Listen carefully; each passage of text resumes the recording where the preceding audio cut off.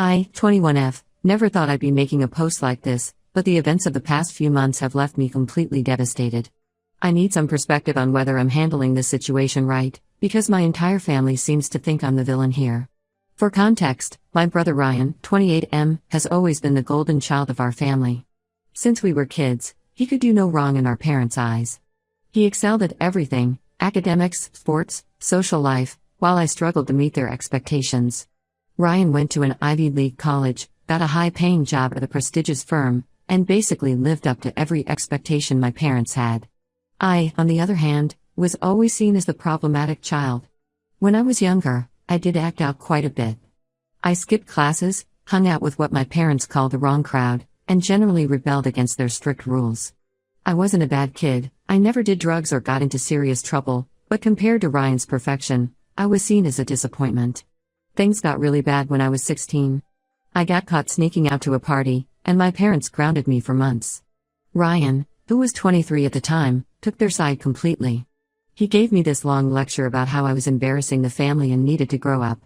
That was the turning point in our relationship. We went from being somewhat close siblings to barely speaking. Despite what my family thinks, I did eventually get my act together. I'm now in my final year of college, maintaining a 3.5 GPA, and working part-time to support myself.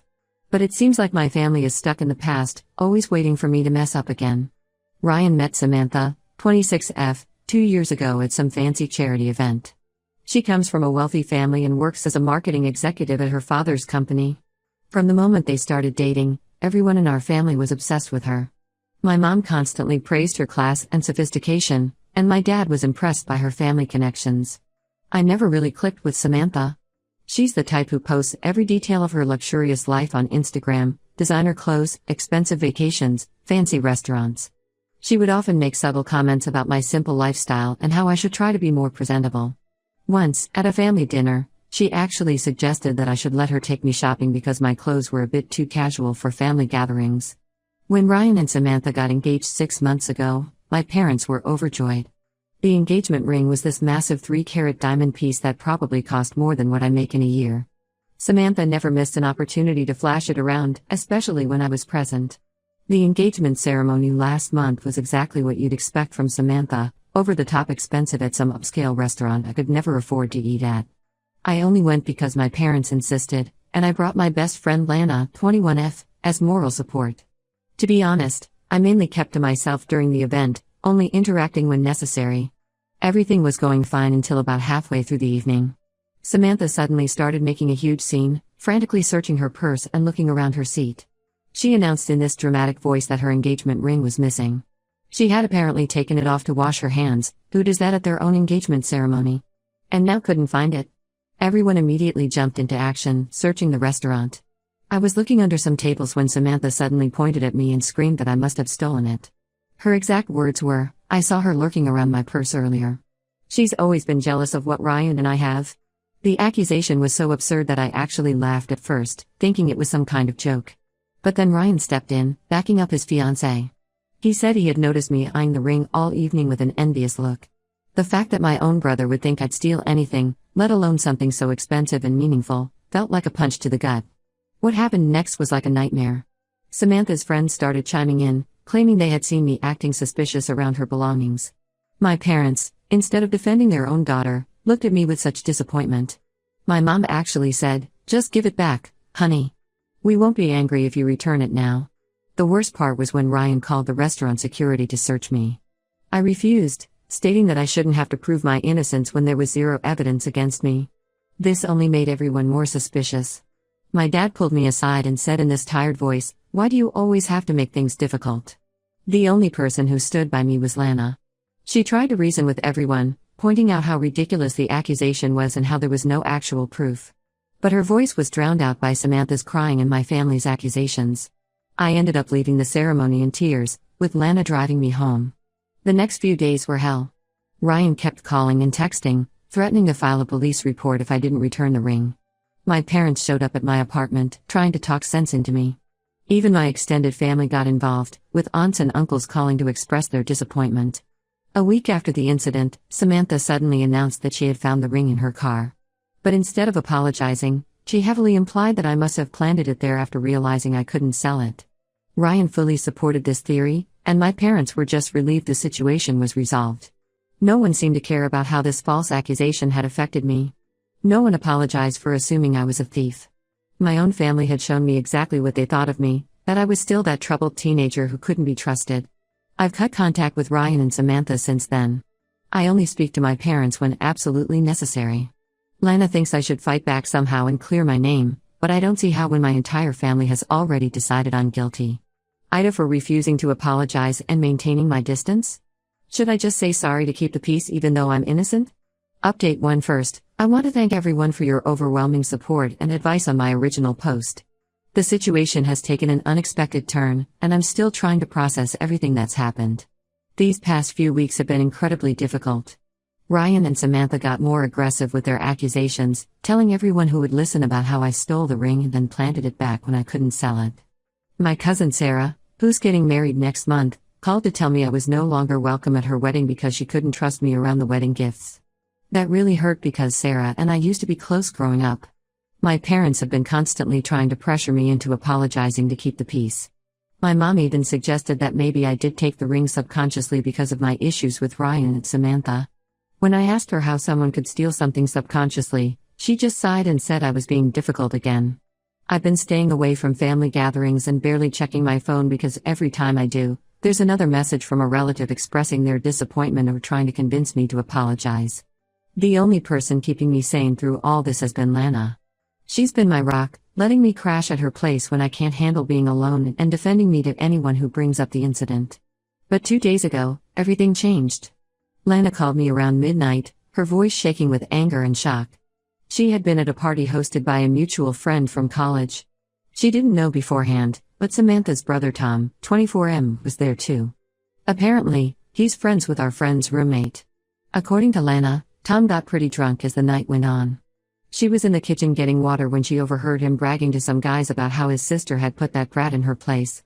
At first, she didn't realize he was talking about me, but then he mentioned the engagement ring incident. Lana, being the quick thinker she is, pretended to be interested in the story. She joined their conversation, acting impressed by Tom's story. She had her phone in her hand, already open to Instagram like she was just scrolling, but she was actually recording everything. What Tom revealed made me physically sick. He drunkenly explained how Samantha had been planning this for months. She had been furious about my attitude towards her, how I didn't show her the respect she thought she deserved.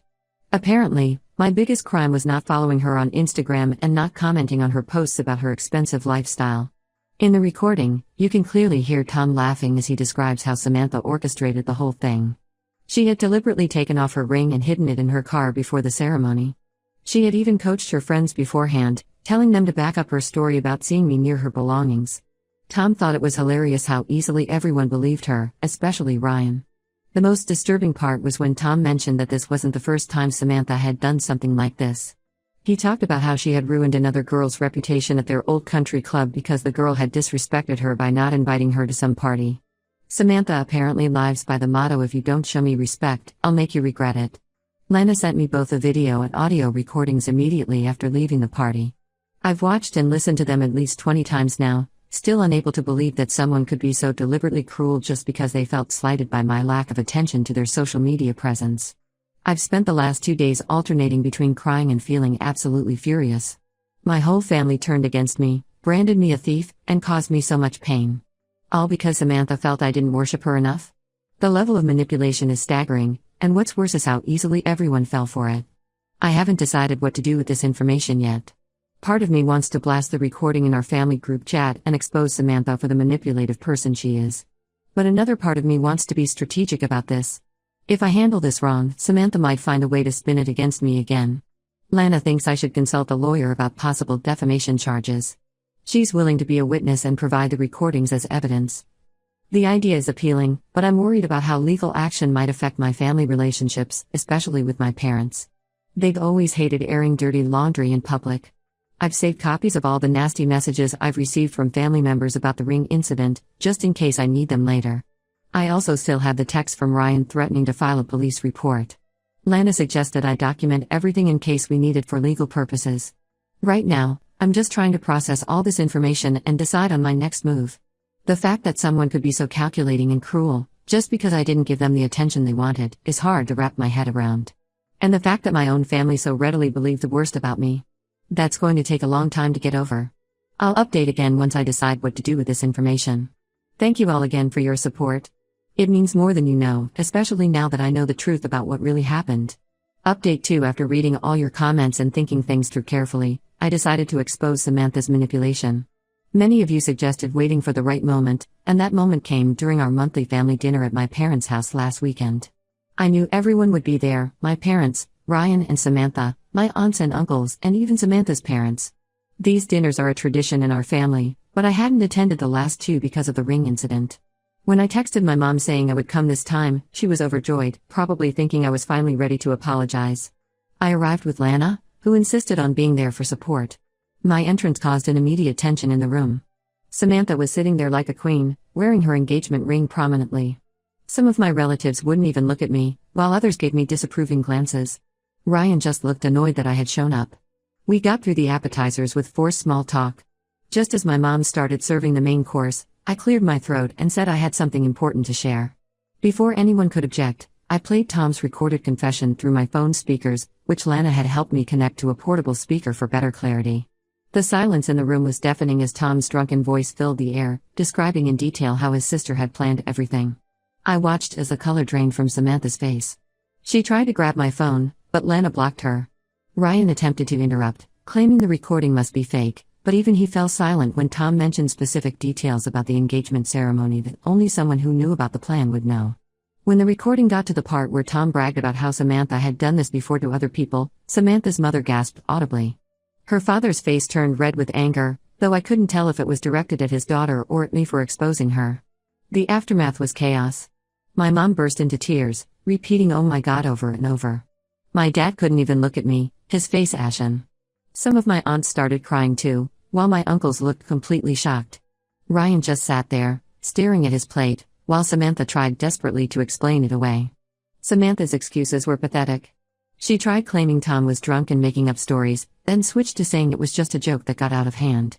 When nobody seemed convinced, she actually tried to blame me, saying I had provoked her with my constant disrespect and stuck-up attitude. The irony of her calling me stuck-up was not lost on anyone. The most surprising reaction came from Samantha's parents. Her mother stood up, tears in her eyes, and apologized to me directly. She said she had no idea her daughter could be so cruel and manipulative. Her father, once he found his voice, demanded that Samantha tell the truth.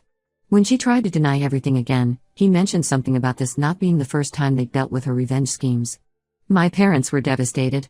My mom kept trying to hug me, but I stepped away. My dad attempted to apologize, saying they should have believed their own daughter. I just looked at them and asked, "Why didn't you?" They had no answer. Ryan asked to speak with me privately after dinner. We went to the back porch, where he attempted to apologize. But his apology was weak at best. He actually had the nerve to suggest that maybe Samantha had good reasons for what she did, saying I hadn't exactly been welcoming to her. When he said, "You have to admit, you were pretty cold to her," I lost it. I told Ryan exactly what I thought about his pathetic attempt at reconciliation. I reminded him how he had threatened to go to the police, how he had called me a thief and a liar, and how he had chosen to believe his girlfriend of 2 years over his sister of 21 years. I told him he was just as manipulative as Samantha, just in a different way. The look on his face when I said that made it clear my words hit home. Dinner ended abruptly after that.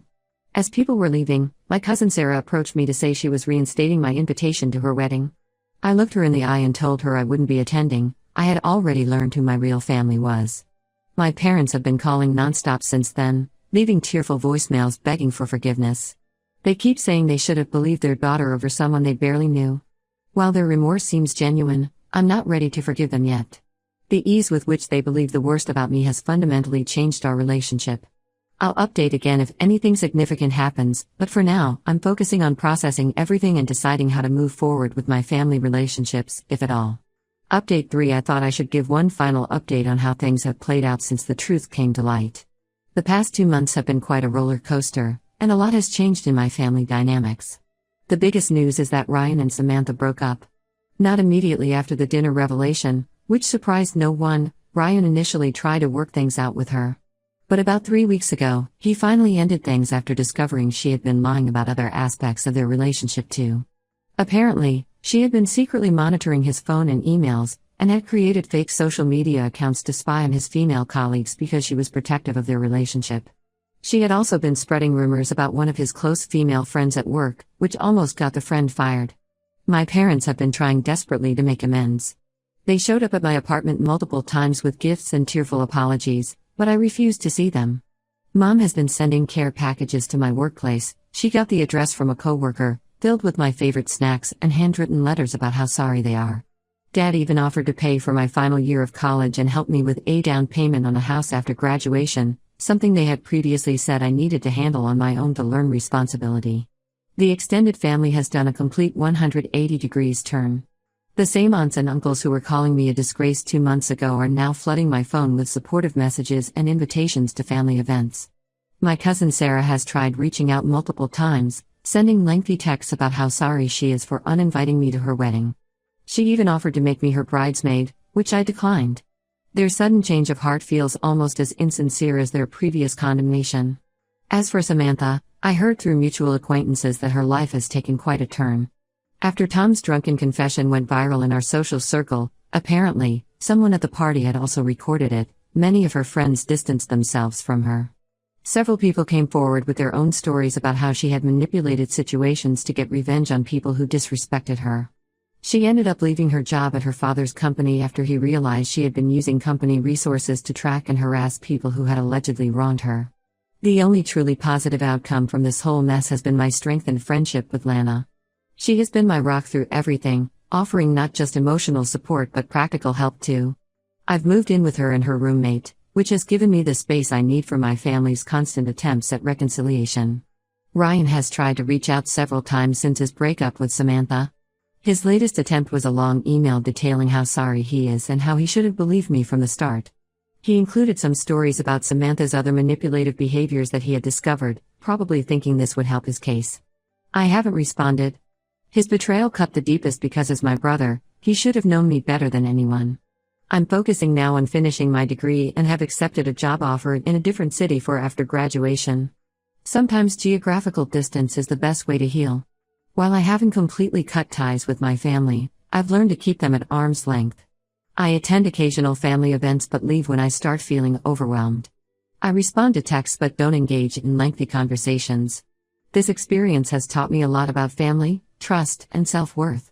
Some trust, once broken, can never be fully repaired, and that's okay. I'm not angry anymore, just disappointed and tired. Moving forward, I'm prioritizing my peace of mind over keeping up appearances or maintaining toxic family relationships.